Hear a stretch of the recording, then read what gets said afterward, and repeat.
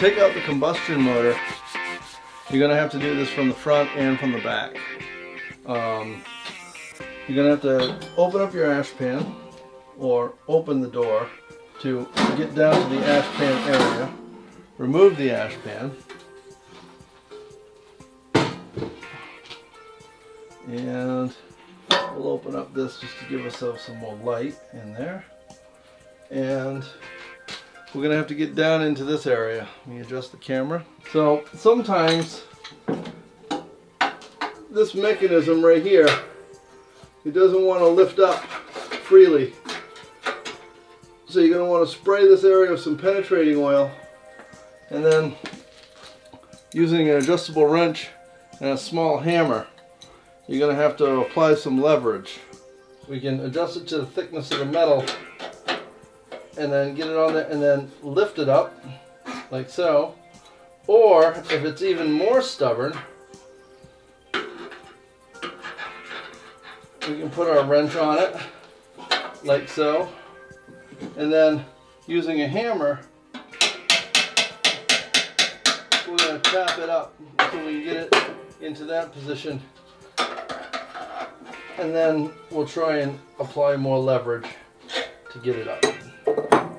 And then once this is in its up location, then we can remove the combustion motor cover. The set screw that we're trying to get to is right on the top, right there. And we have to apply a little bit of penetrating oil to that set screw so we can release everything from this side. And this is going to want to spin while we're doing that, and we don't want it to do that. Is we can take a screwdriver and we can get it down in like that. See? And now that's not going to want to go. But it's going to want to turn this way. So, why don't we try and turn this a little bit more over like that. Just like that. There. And that's the set screw that we want to get to.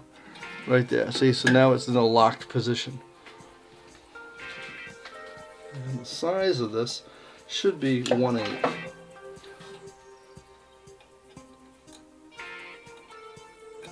Yes, so we got an Allen key, a 1/8 Allen key in there, and now we're going to just apply some pressure to it, and that will turn it. And then loosen that up a bit, just like that.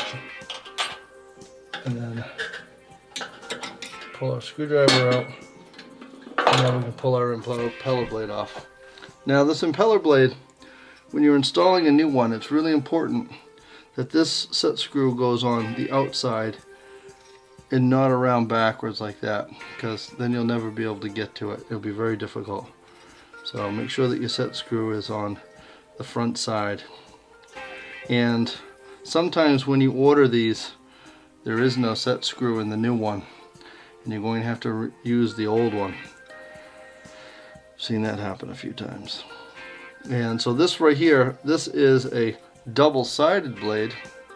Some of the models use a single-sided blade, and some of the models use a smaller double-sided, or a larger double-sided, or a smaller single-side, or a larger single-side. So there are a few different ones of these. Make sure that if you're ordering this, you order the right one. And when you order a combustion motor, you have to order one of these. So it's a good idea to take a measurement across if you're not entirely sure, to make sure that you get the right one, or order it from our product page that has the right ones listed. On most stoves, this whole assembly right here is a separate piece. Harman doesn't use a separate piece, it just passes the motor directly through the hole in the back of the stove. So that is one of our mounting pins, and that's one of our mounting pins, and that's one of our mounting pins. And those attach to nuts that are on the back side.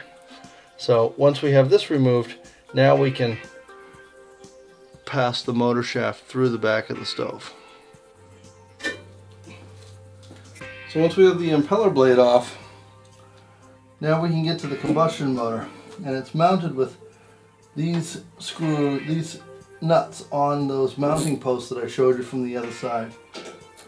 And this is going to be a 11/32 or a 9mm, and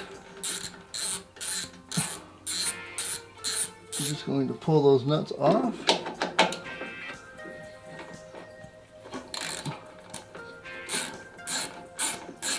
So, and there are 3 of them, mounted equidistant. There's 1 nut, 2 nuts, and 3 nuts. Now we can grab a hold of the motor and we can pull that back from the stove, just like so. Now, these threaded posts are crimped on the back side. This one's actually kind of tight, but if we wiggle it, you see how they come loose? And they can actually even go boom, in through the stove. So make sure that if these things come loose, that you don't suck them up in your vacuum or get rid of them in some way. And it's possible that the other side becomes stripped when you're tightening this up, and you'll get the nut so far down and then it won't grab anymore from the other side, and it will actually spin as you're tightening this thing, and then you can't get your motor tight.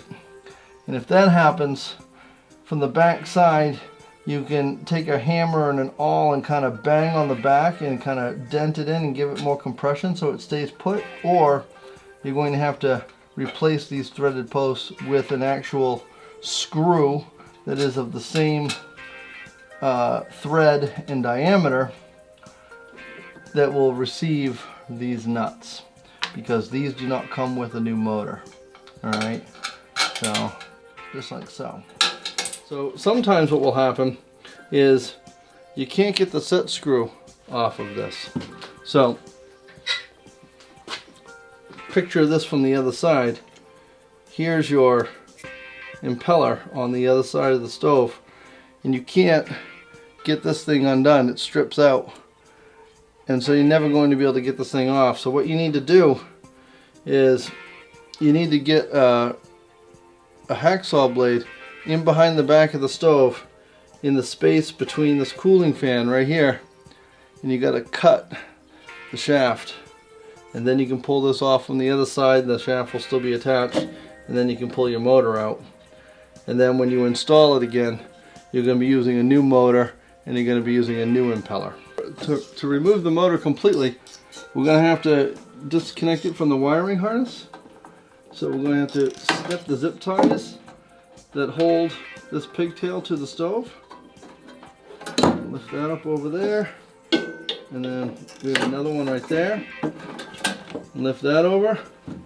We're going to disconnect our grounding wire, and then the black wire of the motor is always going to the red.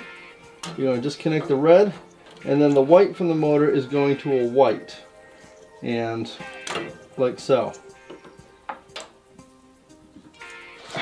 And then this is how it will come out of the stove.